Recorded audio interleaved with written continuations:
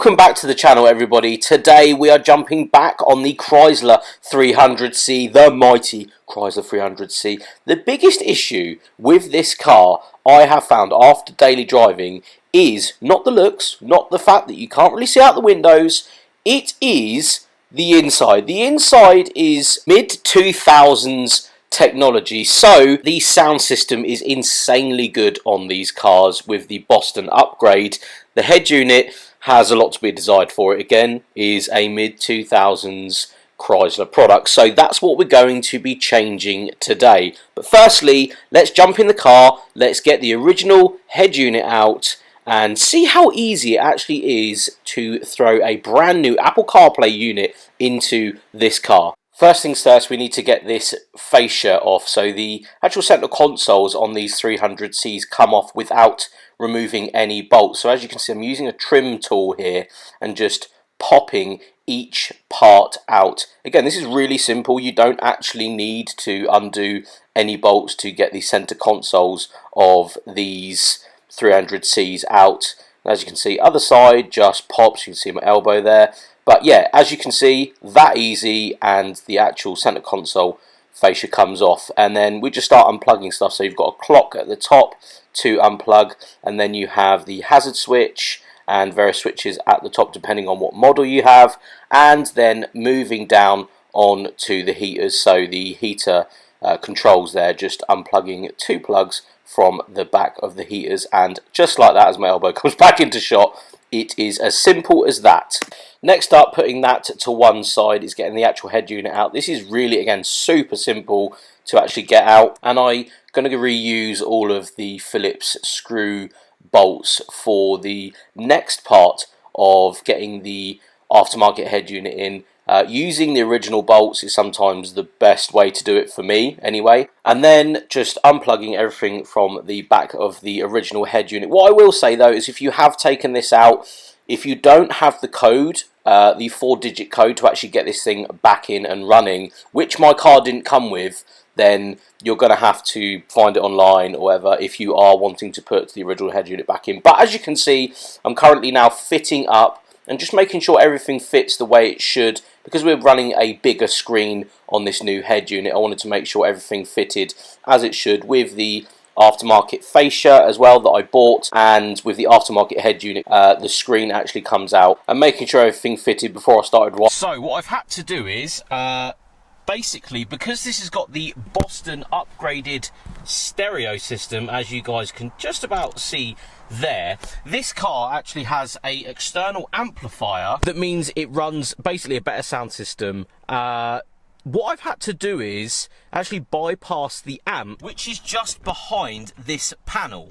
As I just lower this trim panel here, you'll see just in here there is an amplifier just right there. Now on the bottom of this there is an in and an out wiring, and what we've actually done is taken the wires from underneath that amp, the smaller block, and actually rewired the system so it bypasses that amp. Now what I've learned is the 300Cs, well, this is what you usually do with an aftermarket head unit if you don't want to run that amp and you still want to run, you know, all of the speakers at once, because what you'll find, because not connecting that and running a separate head unit means that there will be no sound in the car. Now again, this isn't a how-to channel, but I noticed that and actually went and followed the wiring to that amp and then actually rewired the speakers with a lengthened cable going under the dash and then to the back of the head unit. This meant that we could actually, again, bypass that amplifier but still run the sound system, because I wanted to retain the stock sound system in here because it is very, very good in these 300Cs. So we'll just put this panel back up again, just wiggle it into place. Right, so now that's pushed back in, let's start the vehicle up, and what you'll see is straight away, so we'll get the showing of, you know, device with Bluetooth for Apple CarPlay. This isn't my music! Ah! Okay, so that's apparently my gym playlist has started playing. So as you'll see, this song has come up, and one of the biggest things about new cars is the fact that when you jump in and out of them, having Apple CarPlay is absolute gold in my opinion. So having it in an old car, it absolutely transforms how the car is. So as you can see, music is playing. We'll just bring it up and bring it back down. That is absolutely fantastic. It is all working. You will see maps up there and of course my phone. The best thing about this device though is if we go to home and you don't want to use the Apple CarPlay or Android CarPlay, there is tons of other things. So you can actually mirror your phone. So what we'll do is we'll go into mirroring, come off the Apple CarPlay, and from the Apple CarPlay we'll go into wireless mirroring and iPhone, and it will actually show you how to do this.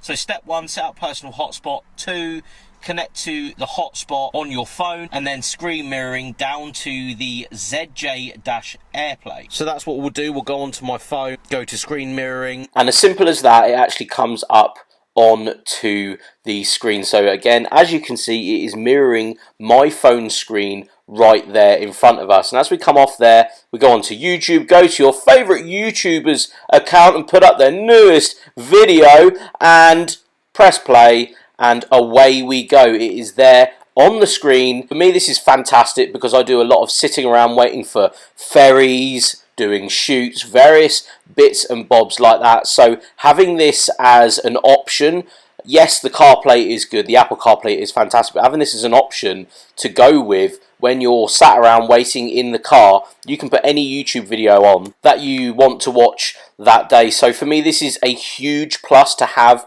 in-car screen mirroring. So if you did want to use this for any video, you can watch TV, Netflix, YouTube, whatever you want in the car. And of course, because you have the Apple CarPlay, you can go on to one of my favourite things about Apple CarPlay, the maps. So maps I've been using for years on an iPhone, so having this as a big screen in front of you is absolutely key. And you can go from obviously maps into Spotify very, very easily. Jason from JW is ringing us. Look at that, it works. And yeah, coming off the CarPlay, you've got YouTube. You can connect your YouTube account, your Netflix account, loads of stuff. You can even have your own clock on here, just very simple. We've got a timer, stopwatch.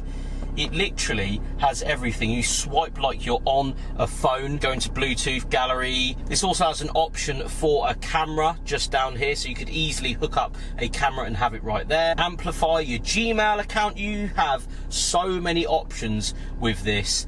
And as you can see, you have a home screen in a sense here if you are not using the Apple CarPlay, where you can have your radio, your tunes in the middle from your iPhone, the date, the time, everything you could want from a new age car, but in your slightly older car like my 2006 300C. I've also left the protective film on because I really like it. It's all fancy and I don't want to scratch it. But yeah, this is one of the coolest things I've ever done to a car. I'm so happy with how it's came out. The larger screen means that I can use so many of the apps if I want to when I'm parked up, or then you have a massive map screen when you are driving. Yeah, this is easily one of the coolest things we've ever been able to do to a car. It's completely transformed how the interior of this car looks, but of course functionality, it means that I can actually use my phone with this thing whenever I want, do whatever I want, park up if I need to between shoots, watch a bit of YouTube, go straight to my maps, everything you could want in a car.